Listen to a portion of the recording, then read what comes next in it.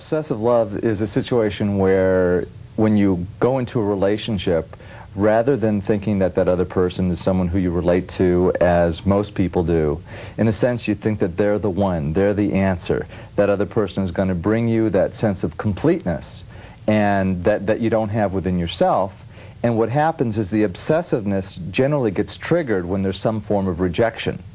As a matter of fact, when you're in a relationship and you have that characteristic of being an obsessive lover, generally it takes rejection in order for the obsessiveness to begin. And if there is no rejection, people will often precipitate rejection. They'll do something to cause the other person to reject them, or they'll find people who aren't capable of loving them back, so they get to work out some of those issues having to do with rejection. In order to really understand that kind of behavior, you have to understand what the underlying dynamic is.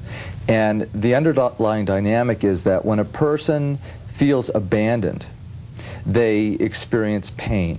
Okay? So when you're in a situation of pain, you have a choice. You have a choice of dealing with that pain, perhaps going to therapy to work out what it is that caused you to feel such a strong reaction to an abandonment, or you could act out behaviorally with that pain. And the way people act out to not feel the pain is by stalking, by obsessing, by making obsessive phone calls, by thinking about the other person constantly. Any form of obsession as a general rule is a way to get away from one's feelings.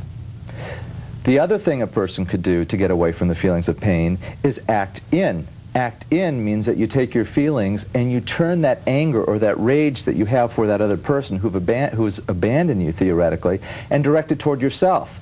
Suicide, self-mutilation, all these various behaviors, which is just that anger that's been turned toward the self and is also a form of manipulation to get the other person who's abandoned you to come back.